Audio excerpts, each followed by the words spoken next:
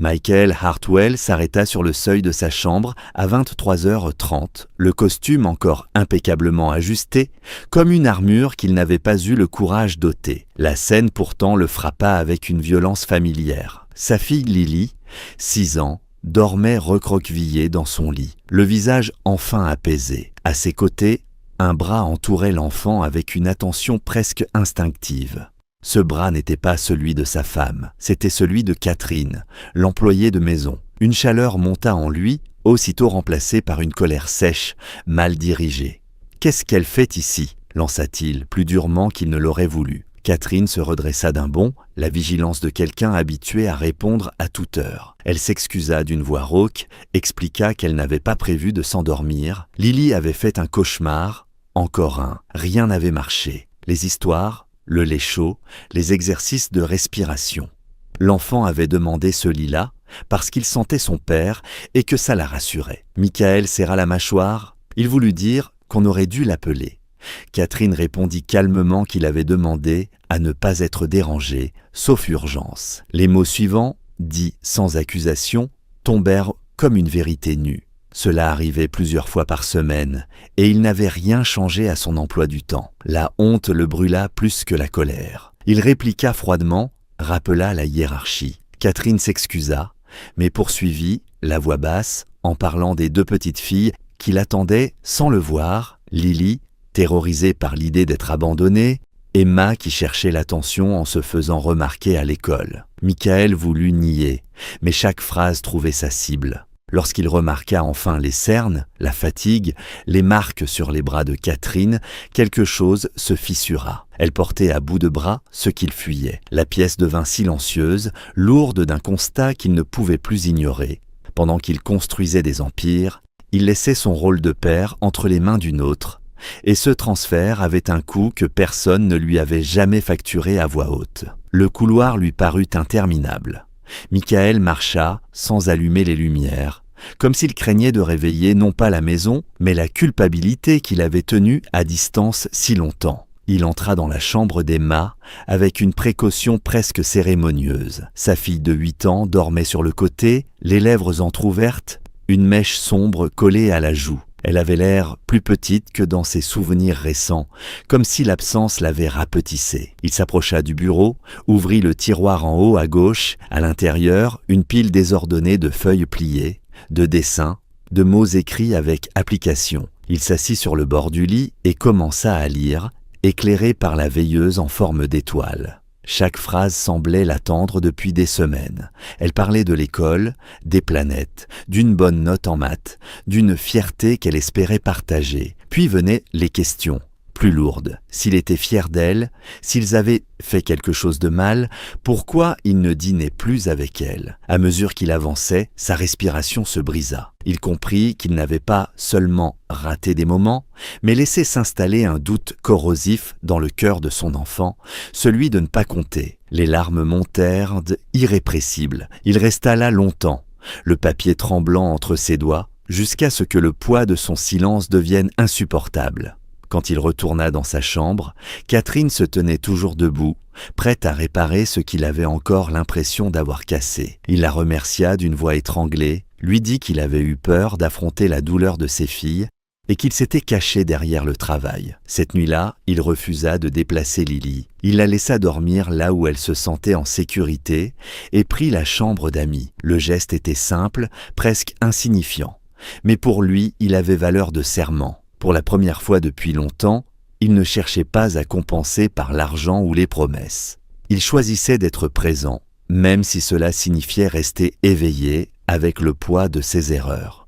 À l'aube, Michael se leva avant même que la maison ne s'éveille vraiment. Il resta un instant immobile dans la cuisine, observant le plan de travail comme un territoire inconnu. Cela faisait des mois qu'il n'avait pas préparé un petit déjeuner. Les œufs attachèrent un peu, les crêpes prirent des formes improbables, mais quand Emma et Lily descendirent l'escalier et le virent là, en chemise froissée, concentrés et maladroits, leurs visages s'illuminèrent d'un étonnement joyeux qui lui serra la poitrine. Lily se jeta contre lui en riant, répétant qu'il était enfin à la maison.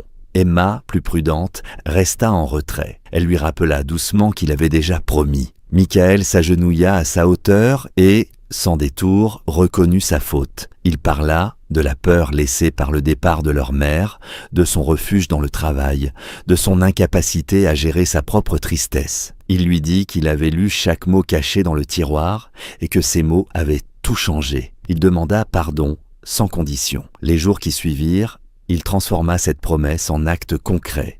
Il délégua, posa des limites, refusa des réunions tardives. Il dîna à table, assista aux entraînements, apprit à tresser des cheveux en regardant des tutoriels qui faisaient rire les filles. La confiance ne revint pas d'un coup. Les cauchemars continuèrent. Emma observait encore, évaluant sa constance. Mais peu à peu, Lily dormit davantage dans son lit, et Emma commença à lui donner ses lettres directement, comme un cadeau fragile. Catherine, elle, retrouva des dimanches libres. Elle souriait davantage, moins tendue, et Michaël surprit en lui-même une gratitude qui dépassait la simple reconnaissance professionnelle. Il comprit que réparer une famille n'était pas un événement spectaculaire, mais une succession de choix ordinaires répétés chaque jour, et c'est précisément cette lenteur qui rendait la guérison possible. Ce fut Emma qui posa la question, un soir ordinaire, avec la gravité tranquille de ceux qui voient les prix plus clairs que les adultes. « Papa, est-ce que tu vas épouser Catherine ?»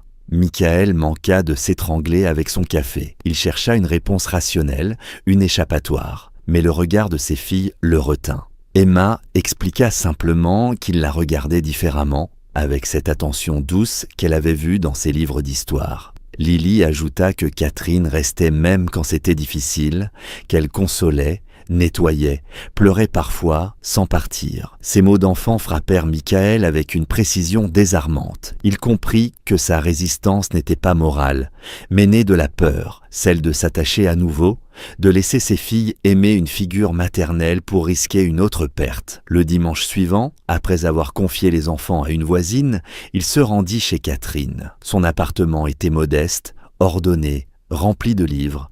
Une photo attira son attention. Catherine entourée d'un couple âgé et d'un jeune garçon. Elle expliqua avec pudeur son histoire, les responsabilités qu'il avait façonnées, les absences qu'elle avait dû combler. Michaël réalisa qu'elle aussi portait des charges invisibles et qu'elle avait choisi, malgré tout, de rester présente pour ses filles. Ce constat dissipa ses derniers doutes. Il ne s'agissait pas de remplacer quelqu'un, mais de reconnaître une vérité déjà là. L'amour qu'elle offrait n'était pas circonstanciel, il était constant. En quittant l'appartement, Michaël savait qu'il n'avait plus le droit de se cacher derrière ses peurs. La question n'était plus de savoir s'il pouvait aimer, mais s'il oserait le faire honnêtement. Michaël resta debout au milieu du salon, les mains légèrement crispées, conscient que chaque mot à venir devait être juste. Il parla sans détour, non pas comme un homme puissant habitué à convaincre, mais comme un père qui avait appris trop tard la valeur de la vérité. Il dit à Catherine qu'il ne venait pas chercher un refuge facile, ni combler un vide par commodité. Il venait parce qu'elle avait tenu sa famille ensemble quand lui se désagrégeait, parce qu'elle avait choisi d'aimer ses filles sans garantie, sans promesse, simplement par loyauté humaine. Catherine l'écouta, les bras croisés comme un rempart fragile. Elle avoua sa peur, celle d'être jugée, réduite à son statut, accusée d'avoir profité de sa position. Elle refusa d'être une remplaçante, une solution de secours. Michaël lui répondit doucement qu'il ne voulait pas d'un rôle, mais d'un chemin partagé, lent et clair, où les enfants passeraient toujours avant tout. Il lui promit des frontières nettes, du respect, et surtout le droit de dire non à chaque étape.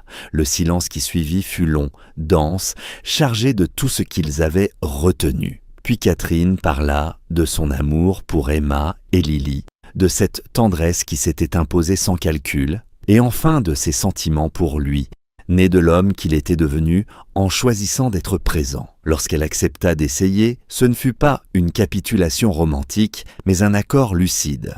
Ils décidèrent d'avancer prudemment, de préserver l'équilibre fragile retrouvé à la maison. Les semaines suivantes furent faites de dîners simples, de promenades, de conversations tardives où ils apprenaient à se connaître sans masque. Emma et Lily observaient, ravies mais attentives, rassurées par cette stabilité nouvelle. Michaël comprit alors que la guérison n'était pas un point final, mais une pratique quotidienne. Rester, écouter, choisir encore. Ce qu'il avait bâti avec son travail ne valait rien comparé à cette reconstruction patiente. Dans cette famille recomposée par la vérité et la constance, il trouva enfin ce qu'aucune réussite professionnelle ne lui avait jamais donné, la paix. Chaque j'aime est un signe d'empathie, chaque commentaire une voix. Abonnez-vous pour faire vivre ces messages.